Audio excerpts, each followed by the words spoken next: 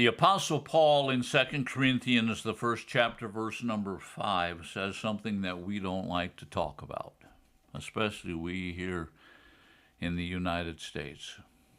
This is what he says. For just as the sufferings of Christ are ours in abundance. We don't like to talk about the sufferings. We don't like to talk about the things that are coming against us. This word sufferings, it means calamity, it means evil. But you know what? The Apostle Paul, writing to the Corinthians, and what's he saying? He says the sufferings of Christ are ours in abundance. Now you might be thinking, well, that was the Apostle Paul. Well, it was the Apostle Paul. But he's writing a letter to all of us. We as believers are going to go through times of suffering, times of calamity, times of evil. And so the Apostle Paul yesterday we talked about how the Apostle Paul says we need to comfort those with the comfort that God has given to us. Those who are afflicted, we need to comfort them. But now Paul continues and he says, you know what, guys? You know what? Our sufferings are in abundance. There is calamity, there is evil. Now you might say, well, you know what? The Apostle Paul's just talking about persecution. Well, that's part of suffering. How many of you know that those who live godly in Christ Jesus will be persecuted? That's a promise. But yet we go through times where we need the comfort of God, where we need God to come in and minister to us. And those times, many times, are times when we are suffering from calamity, we are suffering from evil in our lives. You see, we need to understand that if you're going to live for Jesus, you're going to face opposition. You're going to face people that are going to attack you. You're going to face situations that are attacking you. You know, the Apostle Paul had all kinds of calamities. He had all types of sufferings. In 2 Corinthians, the 11th chapter, and we're going to get to this in probably several months from now, but in 2 Corinthians, the 11th chapter, the Apostle Paul, in verse number 23, lists a whole list of the sufferings that he's been through. And this is what he says. Are they servants of Christ? I speak as if insane, I more so. In far more labors, how many of you know labors can be sufferings? In more imprisonments, beaten without number, often danger of death. 5 times I received Jews 39 lashes. 3 times I was beaten with a rod. Once I was stoned. 3 times I was shipwrecked. Night and day I spent in the deep. I have been on frequent journeys, dangers of rivers, dangers of robbers, dangers of countrymen, dangers of Gentiles, dangers in cities, dangers in wilderness, dangers at sea, dangers among false brethren. I have been in labor and in hardship, through many sleepless nights, in hunger and in thirst, often without food, in cold and exposure. Apart from such things, there is the daily pressure on me of the concern of the churches. What's Paul doing? He's talking about his sufferings. Paul suffered.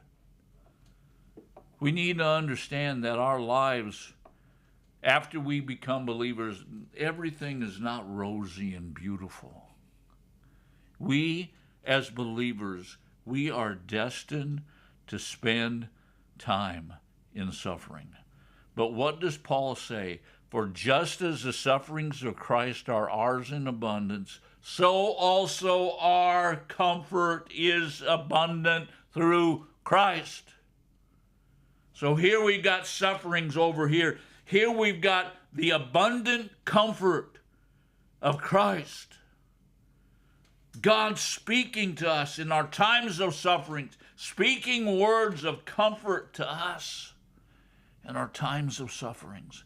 You see, listen to me. The Christian life is going to be a life in which you're going to suffer. You're going to suffer hard work. You're going to suffer danger. You're going to suffer persecution. You're going to suffer hunger. You're going to suffer thirst. You're going to suffer a lot of the things that Paul lists here in 2 Corinthians, the 11th chapter. But you know what? What you need to understand is that during all of those times, what do we have? Do we have the comfort that is abundant through Christ? Also, our comfort, which is abundant, which is beyond access. The word abundant means something that's beyond everything else. So here we have afflictions. We have suffering. But here on the opposite side, the answer to that is not getting out of our suffering. The answer to that is that Jesus comes and he comforts us. He speaks words of comfort to us. Wow, what a wonderful, wonderful promise. Now let's move on to verse number 6. But if we are afflicted, it is for your comfort and salvation. For if we are comforted, it is for your comfort, which is effective in patience, enduring of the same sufferings we also suffered. What's Paul saying? Paul is just repeating himself. He's saying, you know what? If I'm suffering, you know what?